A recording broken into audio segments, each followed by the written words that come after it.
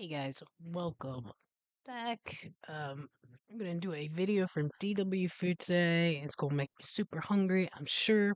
This one is titled How the Sandwich Conquered the Heart of Brits. I love sandwiches. I could eat sandwiches all day long. Uh, I wish our I wish our bread was better for you because I love some bread and meat, cheese. Ah, oh, I love it. I've been doing actually a lot of wraps lately. That's what I had for dinner yesterday. That's what I did for dinner the night before, or actually the day before that. I guess it's a little bit better for you than the bread is, because usually I like to have some toast in the morning, so I try not to eat it too much after that. Um, But yeah, I will link this video in the description along with a link over to my Patreon. I just started In Betweeners over there, and it is so funny. So I'm really into that. And then I will also put a link to how you can support the channel here on YouTube. You should absolutely check it out if you enjoy the content that I put out. It helps me continue to do so. And it gets you guys some extra perks like getting to see videos and comment on them before anybody else gets an opportunity to. So I'm more likely to see your stuff. Sometimes it gets lost. Um, I try to go through and even sometimes like it doesn't let me like I'll see the comment and I might be able to like hit a thumbs up or something, but it doesn't give me the option of actually responding and commenting on it. It's weird. Um, but if you are able to join and become a member, I do see I am able to get on and see all the comments like before the video actually goes public, and I can see the views and all that's on there.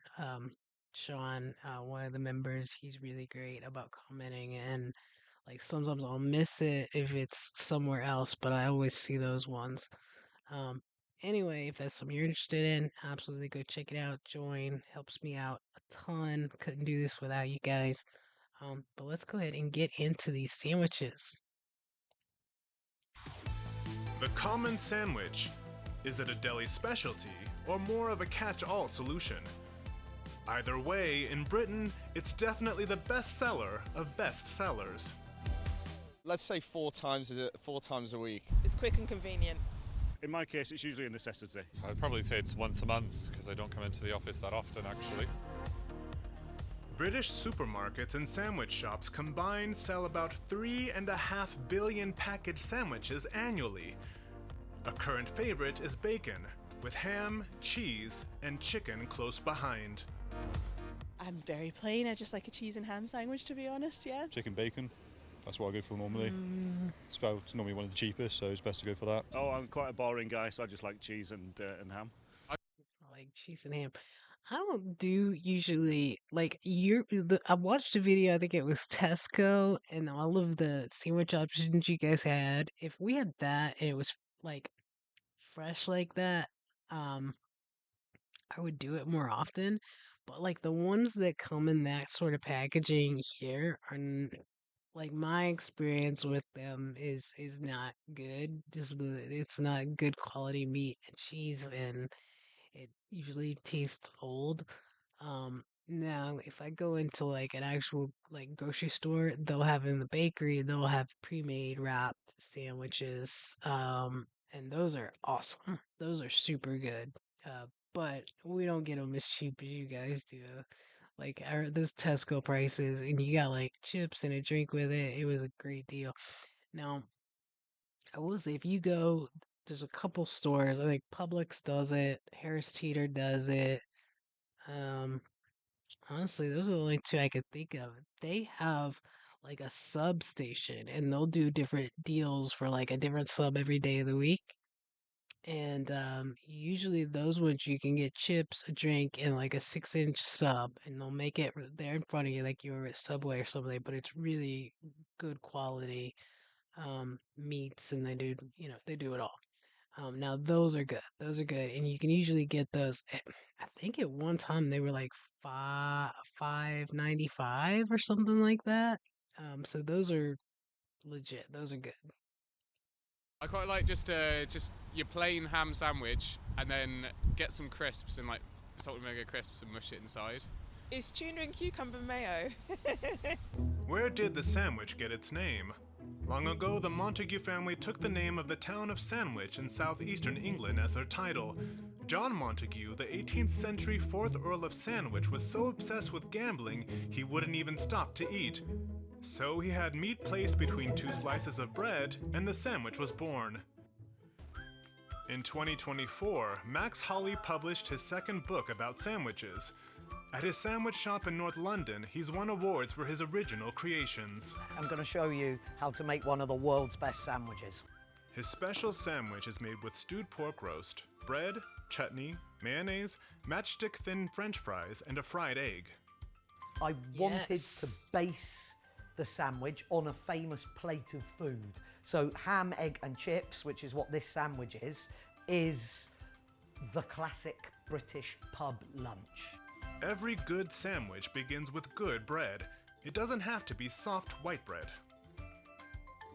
We make our focaccia with packaged yeast because it always behaves identically. It means that our fermentation is quick, so the bread has, as you can see here, lots and lots and lots of little holes made by the carbon dioxide, rather than those big gaps that you would get in sourdough, which to me are just places where mayonnaise can't be put. And Max isn't stingy with any of the ingredients. Thick helpings of mayonnaise keep everything nice and moist.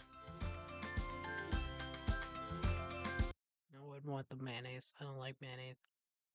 If I do a sandwich, like, unless the only thing I like mayonnaise in is like a chicken salad or tuna salad or something, egg salad.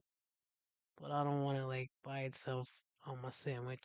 I like mustard. I would do like some kind of mustard. If not like the American yellow mustard, like a spicy mustard like the Coleman's, or even every once in a while like a kind of a sweet mustard like a Dijon. What I am doing is making the sandwich, building the sandwich in layers to guarantee that when I eat it, every element is in every bite. The chutney is made with onions, fennel, and mango in the shop, and these super thin fries are a stroke of genius. The crisps are there to provide crunch rather than to provide flavour particularly. Not every sandwich in Britain aspires to be haute cuisine. The majority come from supermarkets and look more like this. I have absolutely nothing against supermarket sandwiches. I find that generally they are worth the money that you are charged for them most of the time. But I would say perhaps convenience has trumped deliciousness. Pre-packaged sandwiches first appeared in 1980. That looks In good. today's Britain, they bring in about 9.3 billion euros in revenue annually. About 3/4 of all expenditures for lunch on the go are invested in sandwiches. The sandwich says that there's not a lot of time for lunch. But can the British really lay claim to the first portable meal in between bread? Max Hawley draws inspiration for his sandwich creations from all over the world, like from the Caesar salad, said to have been created by an Italian in Mexico. But Max insists that all truly good sandwiches have something in common. The rule is hot, cold, sweet, sour, crunchy and soft.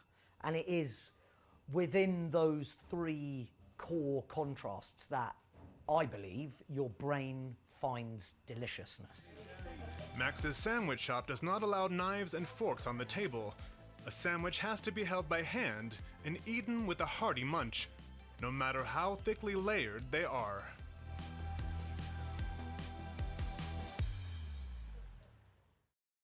I like it. God, I'm hungry. Oh, I think I might have to have like a egg sandwich or some egg and cheese sandwich here for brunch. That's what I made my son this morning for breakfast. We usually eat. He usually eats on the go on the way to school in the car, and that's what he had. He had a egg on toast this morning. Actually, I just remembered I've got some egg under the seat of my car because he dropped it. I'll have to deal with that today. Um, but yeah, great video. I love sandwiches.